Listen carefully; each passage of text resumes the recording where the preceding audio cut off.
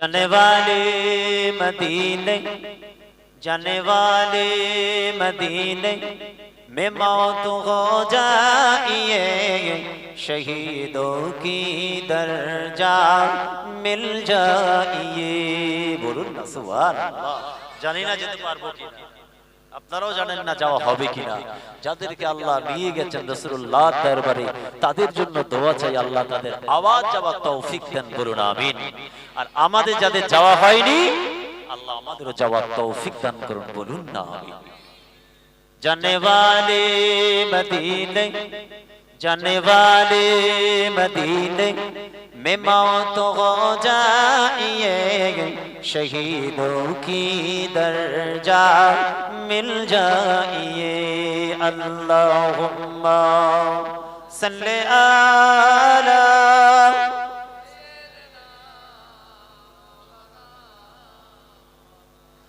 वअला आलि सय्यदना।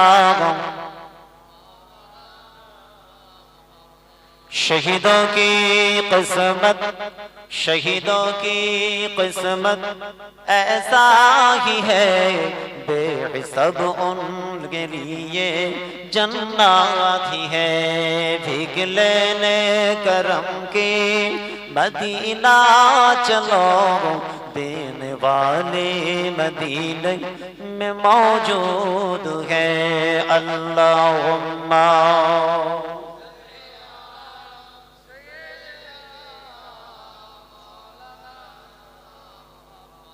वअला आलि सय्यदना।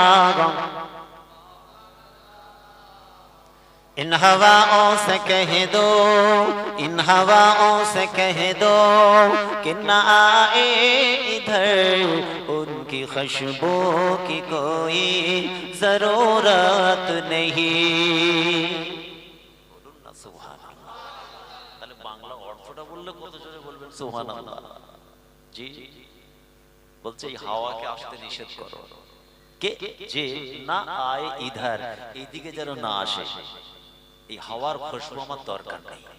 जिनकी खुशबू से महका है सारा जहां, যার খুশবুতে কুল কায়নাত সারা বিশ্ব মাতোয়ারা পাগল। সেই খুশবুটা কিসের, কোথায় আছে? ও খুশবু নবী के पसीना में है, আমার রাসূলের ঘামে আছে। বলুন না এই জোরে বলেন।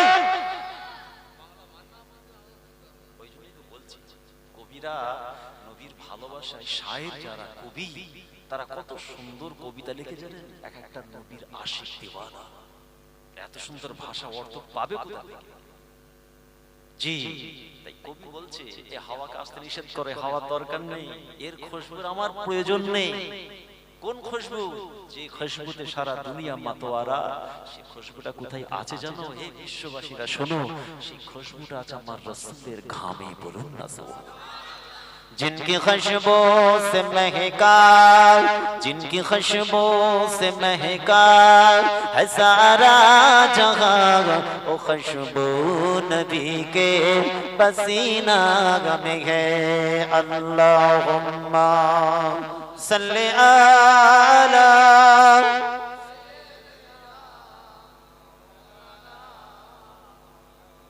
वअला आलि सय्यदना। दीनो मिला ईमानो मिला, दीनो मिला ईमानो मिला, पढ़ने के लिए कुरानो मिला। दीनो मिला ईमान मिला, पढ़ने के लिए कुरानो मिला। जो कुछ देने का था सब कुछ दिलवा दिया कमली वाली ने। बोलो ला इलाहा इल्लल्लाह, ला इलाहा इल्लल्लाह, ला इलाहा इल्लल्लाह। जोरे जोरे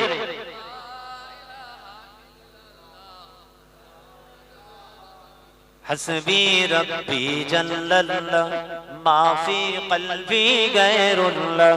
हस्बी रब्बी जल्लल्लाह, माफी क़ल्बी गैरुल्लाह। नूर मोहम्मद सल्लल्लाह, हक़ ला इलाहा इल्लल्लाह, ला इलाहा इल्लल्लाह, ला इलाहा।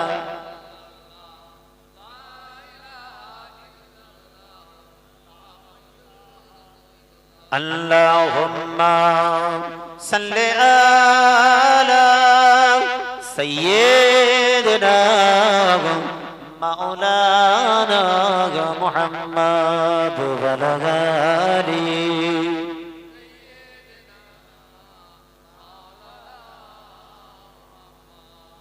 قال الله تعالى في كلام المجيد الفرقان الحميد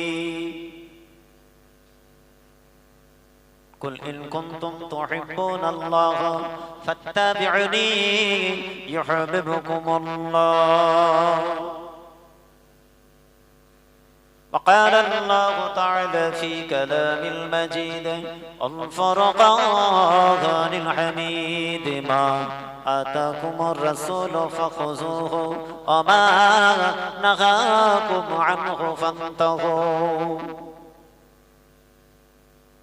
وقال الله تعالى في كلام المجيد الفرقان الحميد رب ارحمهما كما ربياني صغيرا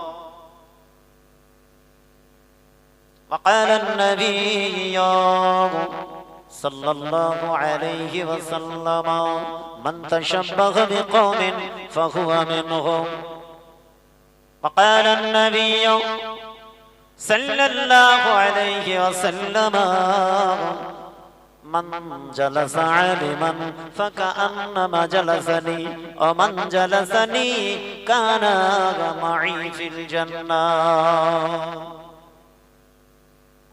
وقال النبي صلى الله عليه وسلم الناس كلهم هالكون إلا العالمون والعالمون كلهم هالكون إلا العاملون وقال النبي صلى الله عليه وسلم من أحب سنتي فقد أحبني ومن أحبني كان معي في الجنة أو كما قال النبي صلى الله عليه وسلم উপস্থিত শুধুই জ্ঞানী বলি আল্লাহ ওয়ালা পরহেজগার মুত্তাকি মুআজ্জাজ মুহতারাম নামাজি রোজাদার টুপি তসবিহ নামাজের মুসাল্লা দরদি আমার মুসলমান ভাই এই শিমুলতলা নাকি শিমুলিয়া এই শিমুলিয়া এলাকার বিশেষত বয়োজ্যেষ্ঠ মুরব্বী আমার আব্বা জানেরা আমার চাচা আমার সমবয়স্ক আমার সাথীরা আমার বন্ধুরা আমার ভাইয়েরা পাশেই অবস্থিত পর্দানশীনা ধার্মিকা আলেমা হাফেজা আবেদা আমাদের বাড়ির মা ও বোনেরা মাদ্রাসার বিশেষ আকর্ষণ আমাদের স্নেহের কচি কচি বাচ্চা দূর দূরান্ত থেকে আগত দিগার উলামা হযরত বিশেষত মাহফিলের আরো এক আকর্ষণ তথা শরীয়তের আকাশের উজ্জ্বল নক্ষত্র আজকের মাহফিলের যারা খাদেমান আয়োজক কমিটির সাহেবান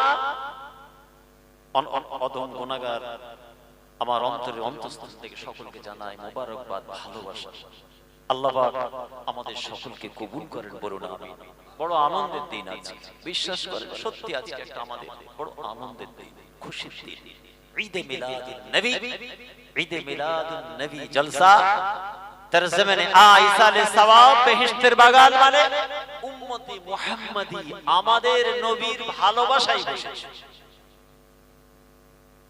আমাদের নবীর ভালোবাসায় বসেছি আমরা আমাদের নবীকে ভালোবাসি তাই বসেছি তিনবার বলেছি কেন বললাম আমাদের নবী আলাদা ওদের নবী বলে হুজুর নবী তো একটাই আমাদের না না না আমাদের নবী হায়াতুন নবী জিন্দা নবী আর এবিসিডি ওদের নবী তো হায়াতুন নবী নয় কথা ঠিক কি না তাই বললাম তিনবার রিপিট করলাম আমরা আমাদের নবীর ভালোবাসি, নবীর গোলাম, নবীর দিওয়ানা, নবীর আশিক। আমরা বেহেশতের বাগান কায়েম করে বসেছি আল্লাহ আল্লাহ রাসূলের কথা শোনার লক্ষ্যে। আল্লাহ আজকের মাহফিলকে আপনি কবুল করে নিন, বলুন না আমিন। একটু জান করে বললেন না? তাহলে এই তো বললেন ঠান্ডা কম, তা আওয়াজ কম। শীতের রাতে শীতের ওয়াজি হবে রে বাবা, গরম ওয়াজ হবে। বলেন একটু তাকবীর দেন দেখি, নারে তাকবীর। একটু জান ভরে নারে তাকবীর। একটু সামনে পিছনে ডান দিক বাঁ দিক সবাই মিলে নারে তাকবীর। আর একটু জোরে নারে তাকবীর। মুজাদ্দিদুজ জামানের হক সিলসিলা, সিলসিলায়ে হক মুজাদ্দিদুজ জামান, বাসরিগি সালিস সাওয়া, সামিঈন হাদরা, কমিটির যুবক জুবান, নারে তাকবীর। আমাদের নবীর ভালোবাসাই বসেছি। এই মাহফিল আপনারা দীর্ঘদিন কায়েম করে আসছেন। আমি অধম প্রথম বছর আসতে পারিনি, দ্বিতীয় বছর এসেছিলাম, আল্লাহ আনিয়েছেন, আবার তৃতীয় বছর হাজির হয়েছি। দোয়া করেন আল্লাহ পাক যেন আপনাদের দোয়ায় এই অধম গুনাহগারের জবান থেকে আল্লাহ কিছু বলিয়ে দেন। সকলে বলুন আমিন। সবাই মিলে বলুন আমিন। এই বারবার রিপিট করছি বলে যেন বিরক্ত হবে, বুঝলেন? এই বারবার বলবো, জোরে বলুন সুবহানাল্লাহ। সব হুজুররাই বলে, আমিও বলছি, একটু ভেঙে দিলে বুঝবেন কেন বলে বারবার। বিরক্ত হচ্ছেন আপনারা? বলুন না সুবহানাল্লাহ। বিরক্ত হচ্ছেন না তো? জি, সবাই সত্যি বিরক্ত হচ্ছেন না তো? আর একবার বলুন না সুবহানাল্লাহ। এই যত বলবেন নেকি আপনি পাবেন, কিরামান কাতিবিন আপনার ঘাড়ে আল্লাহ রেখেছে, তার পিছনে আল্লাহ আছেন।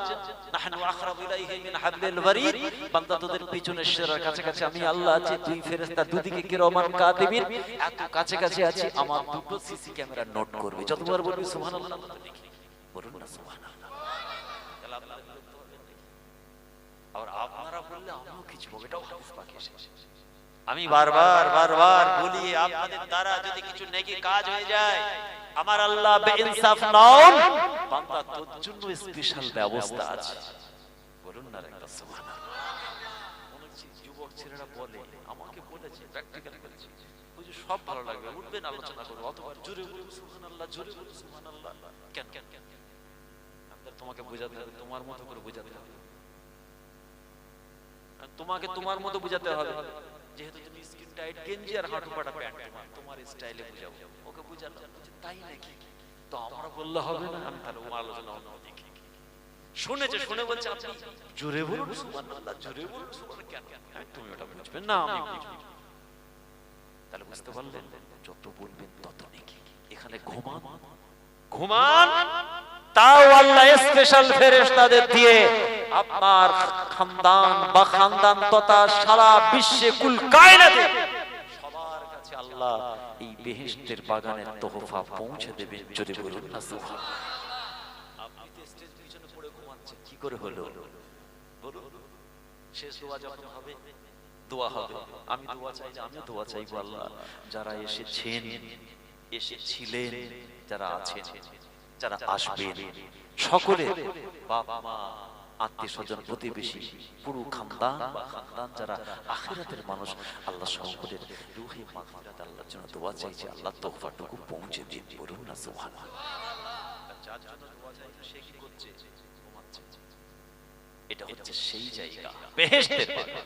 তাই বলছিলাম আজকে আমার আলোচনার বিষয়বস্তু মাজমুন হচ্ছে ইবাদত কম হোক ভালো, ভেজাল যুক্ত ইবাদত করতে গিয়ে যেন গুনাহগার না হতে হয়। খাঁটি র জিনিসটা যদি ইবাদত কম হোক, আমি কিন্তু কম ইবাদত করতে বলছি না, ইবাদত যতটা পারেন করুন, কিন্তু বেশি অতিরিক্ত অতিরঞ্জিত করতে গিয়ে যেন বিপদ মুক্ত না হওয়া, বিপদগ্রস্ত যেন আপনি না হন। তাতে ইবাদত কম হোক, খাঁটি র জিনিস, ভেজাল না থাকে। কথা বুঝে গেল? দুনিয়ার জমিন আপনার আমার জন্য একটা জিন্দেগি, আর ঠিক আমাদের ওয়াফাত ইন্তেকালের পর আরেকটা জিন্দেগি। আমাদের জন্য জিন্দেগি হচ্ছে কটা? দুটো। বুঝে গেল? এই বিবি ছেলে বাল বাচ্চা বাপ মা আত্মীয় স্বজন ব্যবসা বাণিজ্য কাজ কারবার জলসা যা কিছু হচ্ছে, এটা একটা জিন্দেগি। ঠিক তারপরেই যখন গ্রামের মানুষ ওয়ালা মিল্লাতে রাসূলুল্লাহ বলে দাফন করে দিয়ে চলে জানাজার নামাজ পড়ে দোয়া হয়ে সব ঘরে চলে এলো, ওখান থেকে যে জিন্দেগিটা আপনার শুরু হচ্ছে ওটাকে বলা হয় উখরাবি জিন্দেগি। পার্ট 1 আপনার কমপ্লিট, পার্ট 2 শুরু হলো। আর দুনিয়া ও মাজরাতুল আখিরাহ। আল্লাহ রাসূল বলছেন পৃথিবীর জমিনটা হচ্ছে আখিরাতের জন্য, এখানটা হচ্ছে খেতিবাড়ি, চাষ এখানে করবেন, ফল ওখানে হবে। সাজদা এখানে করবেন, নেকি ওখানে পাবেন। তাসবিহ এখানে পড়বেন, নেকি ওখানে পাবেন।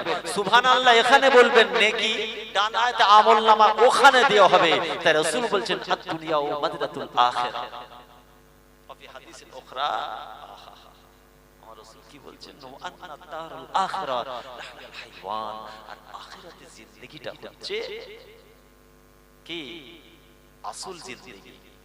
আদ-দুনিয়া ওয়াল লাহু ওয়াল লাঈব, খেল তামাশার জায়গা, টেম্পোরারি, নট পার্মানেন্ট। আর ওখানটা হলো আপনার পার্মানেন্ট জিন্দেগি, 10 20 50 100 200 নয়, এটা আল্লাহই জানেন কতদিন, যার কোনো অন্ত নেই, শেষ নাই। আর এখানে 10 20 40 50 60 খুব বেশি হলে 100ই হচ্ছে। এখন যা বর্তমান পিরিয়ডে দেখা যাচ্ছে 70 80 90ও হচ্ছে। তাহলে ওটা আসল জিন্দেগি, আর এটা হচ্ছে টেম্পোরারি। এই জিন্দেগিতে আপনাকে আমাকে দুটো দিক ব্যালেন্স করে চলতে হবে। এদিকে তাকান, এইদিকে তাকান, খুব তাড়াতাড়ি দুটো চিন্তা করতে হবে। একটা হচ্ছে দুনিয়ার চিন্তা, আর একটা হচ্ছে আখিরাতের চিন্তা। বলে সেটা আবার কেমন?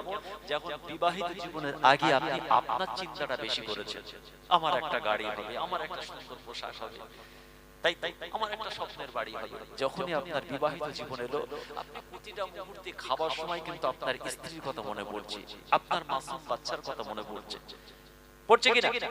কেন? সংসারটা আপনার উপর চেপেছে, মানে আল্লাহ পাক আপনাকে তাদেরও দায়িত্ব আপনার ঘাড়ে চাপিয়ে দিয়েছে। আপনি যেটা নিজের মতো আগে খরচা করেছেন আর পাচ্ছেন না। কিছু কিনতে গেলে, হ্যাঁ আমার স্ত্রীটার একটা নিই, বা আমার বাচ্চাটার একটা নিই, অথবা নিজের না কিনে তাদের কিনে আনছেন। কিন্তু তার আগে আপনি আপনারটাই চিন্তা করেছেন। যখনই আপনি দাবি করছেন আমি পাক্কা ইমানদার মুমিন মুসলমান কালমা পড়নে ওয়ালা, আপনাকে কিন্তু প্রতিটা মুহূর্তে দুটো চিন্তা করতে হবে। দুটো চিন্তা এখানে চিন্তা করবেন, পাশাপাশি আখিরাতের চিন্তা করবেন। এখানে চিন্তা করবেন অবশ্যই, সকালবেলা আমার রান্না কি হবে ও চিন্তাটা তো করবেন, পাশাপাশি এই চিন্তাটাও করবেন ফজরের জামাতটা হবে না ছেড়ে যাবে, এটা করতে হবে। এখানে যখনই চিন্তা করছেন 4টে মেয়ের বাড়িতে মেয়েদের পোশাক পাঠালাম, যাক মেয়েগুলোকে আমি জান ভরে দিয়েছি, 4টে আল্লাহ নিয়ামত দিয়েছিল, 4 মেয়ের কাছে আমি সব ঠিকঠাক পাঠিয়ে দিয়েছি। তারপরেই আপনাকে চিন্তা করতে হবে হক তালফি আমার হচ্ছে না তো, আমার প্রতিবেশী যারা আমার উপরে আশা রেখেছে, আমার দেওয়ালের সঙ্গে যাদের দেওয়ালটা স্পর্শ করে আছে, সকাল সন্ধ্যা যারা অশ্রু সিক্ত চোখে আমার দিকে তাকিয়ে থাকে, যারা আমার প্রতি যাদের ধারণা ভালো, তারা অনেক আশা করে, আমার অর্থের একটা শর্ট অংশ আমার রাসূল বলেছেন ওদের, তাহলে সেই অংশটাকে আমি ঠিক জায়গায় করলাম নাকি ওটাকে নিয়েই আমার 4 মেয়েকে দিলাম, এটাও চিন্তা করতে হবে। একটা ছিল দুনিয়া আর একটা হলো আখিরাত। এই দুটো চিন্তা যখন আপনার ঠিক হবে, ইনশাআল্লাহ সুম্মা ইনশাআল্লাহ আপনি ঠিক জায়গায় আছেন। আল্লাহ আল্লাহ রাসূল আপনার উপরে খুশি আছেন, বলুন সুবহানাল্লাহ। দুটো চিন্তা না, আমি আমার এই আমার ইসলামে কোনো স্থান নেই, শুনে রাখুন। আমি না না না না, আমাদের always be positive and open minded. Islam আপনাকে শিক্ষা দিয়েছে সব সময় খোলা মনের হতে হবে। ইসলামে কোনো ছোট মনের স্থান নেই, খোলা মনে। আমার রাসূলের কাছ থেকে কেউ কোনোদিন না শুনে, আহা আমার রাসূলের দরবারে একজন এসে, ইয়া রাসূলুল্লাহ আমাকে একটা পোশাক দিন। আল্লাহ রাসূল একটাই পোশাক পরেছিলেন, জি চেহারা মোবারকের উপরে একটাই মাত্র পোশাক ছিল। আমার রাসূলের সেই হাসি, তাবাসসুম হাসি হাদিস পাকে এসেছে, আমার রাসূল মুচকে হেসে নিজে সেই পোশাকটা করে তাকে দিয়ে দিলেন, বলুন না সুবহানাল্লাহ। জান ভরে বললেন না, এই ছিল আমার রাসূলের আদর্শ। তাহলে জিন্দেগি আপনার কটা, এই ছেলেরা কটা, দুটো। এখানে যেটা বসে আছি, এখানে যে কাজটা হচ্ছে ওটা হচ্ছে আখিরাতের জন্য পাথেয়, বলুন না সুবহানাল্লাহ। আচ্ছা চিন্তা করতে পারেন, আমার কত মুরব্বী চাচা আছে সুগারের পেশেন্ট, প্রেসারের সমস্যা, হার্টের সমস্যা আছে না নেই? এখানে বসে আছে কেন?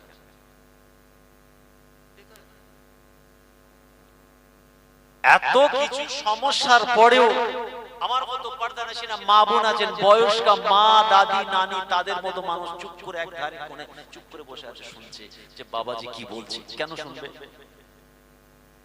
তার এই সময়টা আরাম করার সময়, সারাদিন খাটাখাটি আরাম করে ঘুমাবে। কিন্তু জানেন ওই 2 ঘন্টা 4 ঘন্টা ঘুমানোর থেকে যদি বেহেশতের বাগানে বসে আল্লাহ সৃষ্টি, আল্লাহর ওয়াহদানিয়াত, আমার রাসূলের আদর্শ তরিকা এই সব আলোচনা যদি শোনা হয়, সারা রাত নফল নামাজ পড়ার থেকে 1000 গুণ বেশি আল্লাহর নেকি আপনার নামায় আমারে দিকে দেবে। জোরে বলুন সুবহানাল্লাহ। এখানে আমরা এসেছি সবাই শিখতে এসেছি, সবাই আমরা কমজোর দুর্বল, শিক্ষা অর্জন করতে এসেছি। কেন এসেছি আমরা? কিছু জানতে, কিছু শুনতে, কিছু বুঝতে, শিক্ষা অর্জন করতে। বলুন, এখানে কেউ হুকুম কারেন্ট ওয়ালা নেই।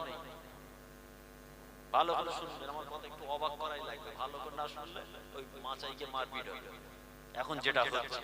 তারপরে ভাইদের ভূমিকাও তো বিশাল আছে। সবাই কিছু কিছু আছে খেল লাগিয়ে দিয়েছে। কি হুজুর কি ঝড় তুলে দিল, কোথায় ঝড় উঠলো রে বাবা? ব্যাস উপরে আমরা হেডে দিল, সবাই বলছে ঝড় আর খুঁজে পেল না। 1-1.5 ঘন্টা ওয়াজে ঝড়, ব্যাস এর কথা ওকে, ওর কথা একে, খুব তাড়াতাড়ি এগুলো বন্ধ হয়ে যাবে। বিশ্বাস করে কারণ এই ঝামেলা ফিতনার ক্ষেত্রে এই সোশ্যাল মিডিয়ার একটা ভালো ভূমিকা আছে। সবাই অনেক ইসলাম দিন শরীয়তের স্বার্থে কাজ করে যাচ্ছে, তাদেরকে আমি মোবারকবাদ জানাই। তারা ইসলামের জন্য রাত জেগে জেগে ঠান্ডায় বিভিন্ন জায়গায় ঘুরে ইসলামের খেদমত করছে। ঠিক তার পাশে আরেকটা ছেলে হারামখোরের কাজ করছে। এর কথা ওকে, ওর কথা একে, এই বক্তার ছবি ওকে দিয়ে কি করছিস রে? তাহলে তোর এই কষ্ট যদি অর্থটা তো হালাল নয়, হারাম। আমি আফতাব ভাই বলছি ওই ইউটিউবারকে, এই অর্থটা তোমার হারাম। পুরো বাবাকে আর হারাম খাই বন্ধ করে দাও, তোমার টিআরপি আল্লাহ ভালো রাখবে, সব ঠিক রাখবে। দেখেন আপনারা কি চলছে, ছি ছি ছি। আর একটা দল হাসছে, বলছে দেখ দেখ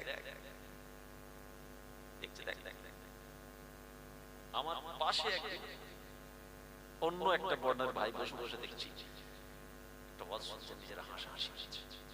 আমি ভাবলাম শুনে হাসছে, পরে দেখলাম না, একটা আলেম এমন ভাষা বলছে স্টেজে, লজ্জা এবং আলোড়ন সৃষ্টিকারী বক্তা, নাম বলছি না, এমন ওয়াজ করতে করতে কোরআন হাদিসের মেম্বারে রাসূল থেকে মা বোনদের উদ্দেশ্যে এত জঘন্য ভাষা বলে ফেললো। বলছে আমাকে দেখি কি বলছে, ছি ছি ছি ছি। তারপরে বলছে দাদা হুজুর জিন্দাবাদ, ফুরশিব জিন্দাবাদ। তাহলে কি দাঁড়ালো?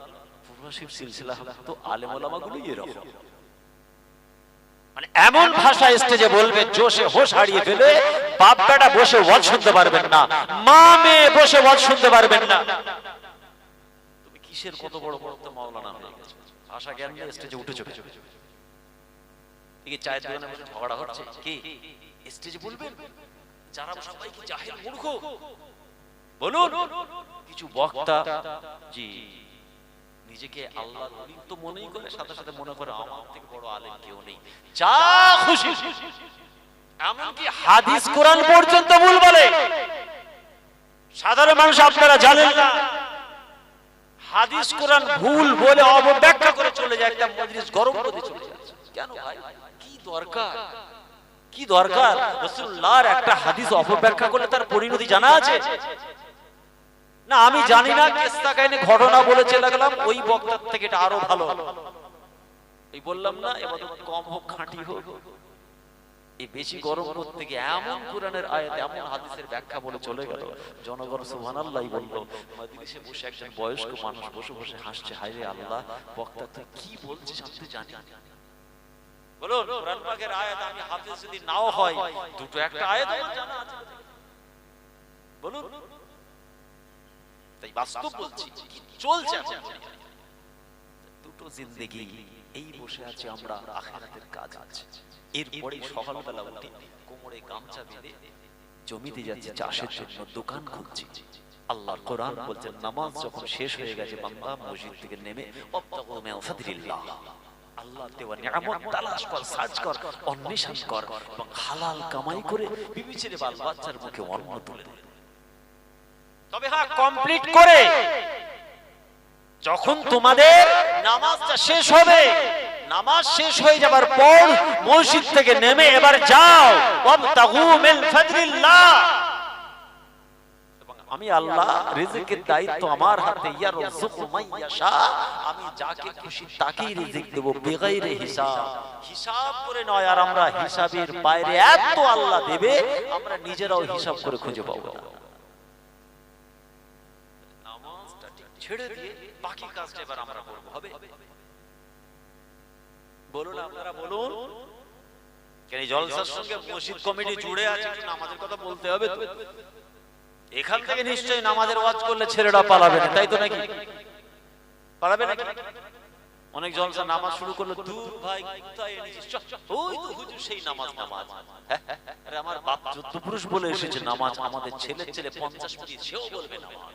এই জায়গাটা উঠে নামাজ ছাড়া করে রাসূলুল্লাহ জিন্দেগি শেষ হচ্ছে নামাজ নামাজ নামাজ, সালাত সালাত সালাত, জোরে বলুন না সুবহানাল্লাহ। জি রাসূলুল্লাহর দুধ মাতা জি আম্মাজান হালিমা বলছে, তোমাদের নবী যখন এই সুন্দর পৃথিবীর জমিনে এসেছেন সর্বপ্রথম সাজদায় পড়ে গিয়েছিলেন, জোরে বলুন না সুবহানাল্লাহ। এই জোরে বলেন যে রাসূলের 63 বছরের জিন্দেগি নামাজ দিয়ে শুরু, নামাজ দিয়ে শেষ।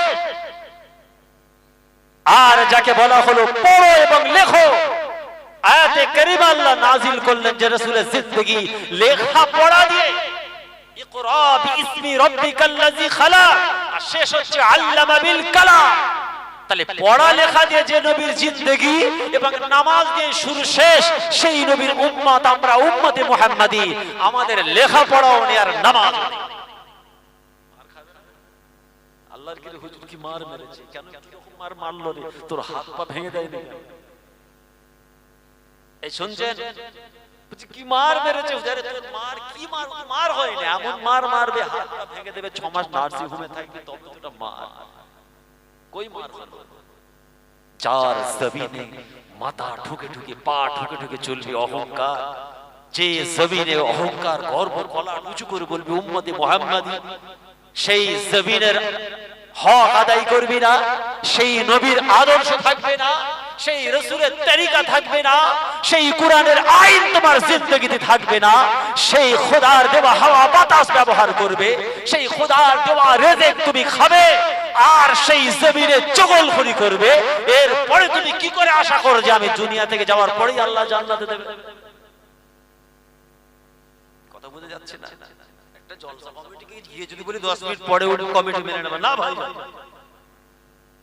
2 ঘন্টা করতে হবে, বলবে না? বলবে কথা স্বাভাবিক, আপনাকে দাওয়াত করে 2 ঘন্টা ওয়াজ করতে একটু ম্যানেজ করে, না না না না হবে না, আবার ভালোবাসি, ঠিক আছে আপনি যতক্ষণ বলবে বলুন।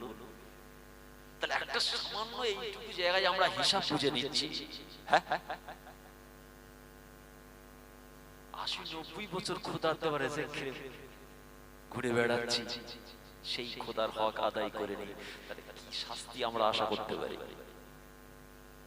কি শাস্তি আশা করতে পারি?